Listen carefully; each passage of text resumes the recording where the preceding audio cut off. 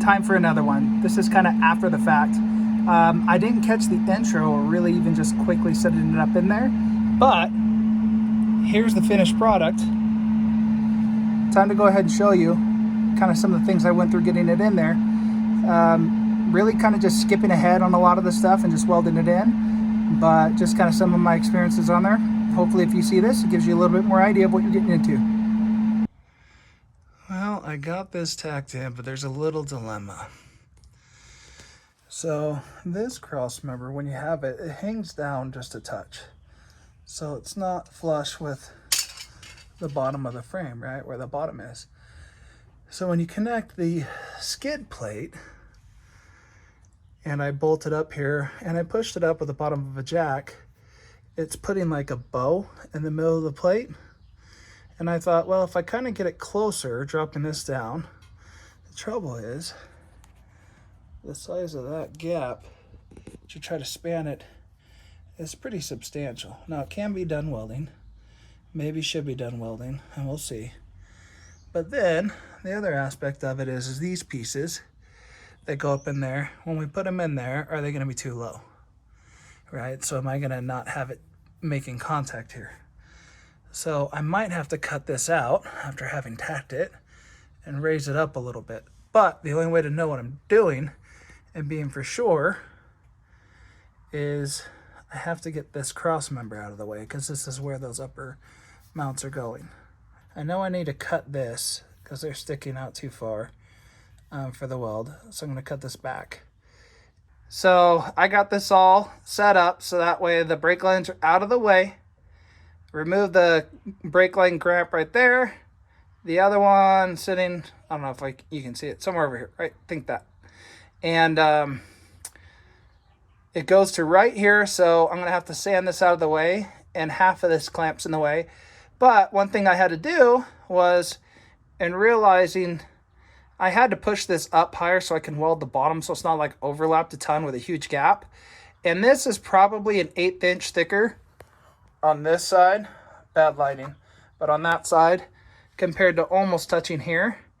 And then when I first tacked it in, I had just lifted this up to get it kind of that high. It was a little bit lower.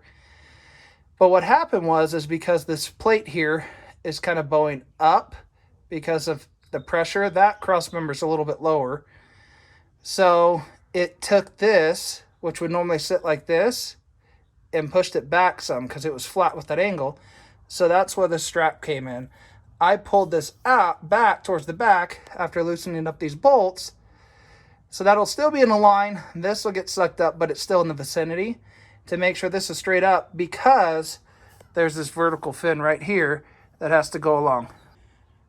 All right, I got my knee in the way blocking the sun. So it's this vertical fin right here that needed to sit flush. When that was leaning back and not pulled towards it, there was a gap up there. That was a big problem. And so I had to go ahead and adjust that in the bottom to line those up with and get it out of the way so I can weld.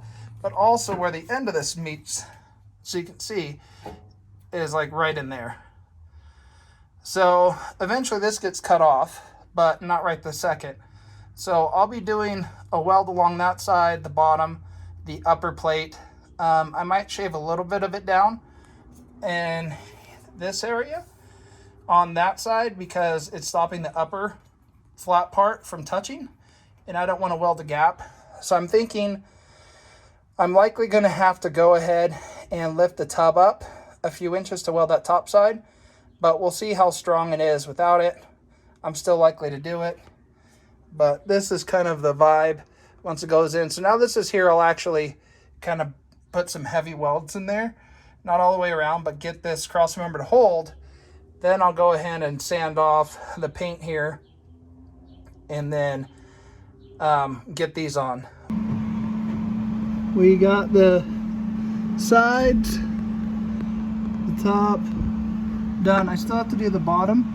I'm gonna go ahead and cut this right here and get it, but we got all the 3 sides in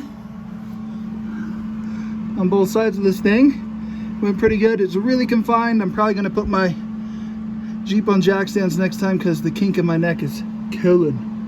I am up underneath and pretty crammed in. I've done the welding along this side. I have to grind down and do some better stuff on the underside. Like that weld, there was a gap and it was so hard, and I'm not good at overhead. Some of it turned out okay. Where the heck is it? There it is. I mean, that's nothing to write home about. But it holds.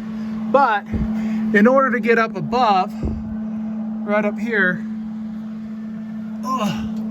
I had to undo the body mounts, and that weld is not great, but it's the best I could get. I don't have much room up in there.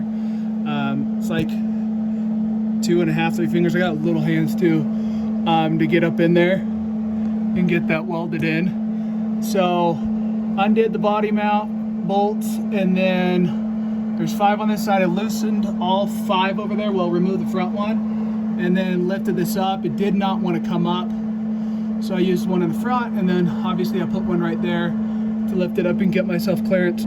As soon as this cools off, I'll knock some of the slag off that's on there just a little bit. Still MIG welding, and then I'll go ahead and primer and paint this thing so that way I can drop the body back down on it and get the pressure off of here, and then I'll move on to the other side to do the same thing. We have got the last bit done. Not the best welding. Can't really see it. That's how tight it is. Like, this is my camera up against the top of my Jeep. I put an extra layer there and had to chop it there. I really need to polish it down, but either way, it'll stick. 1/4 inch gap again.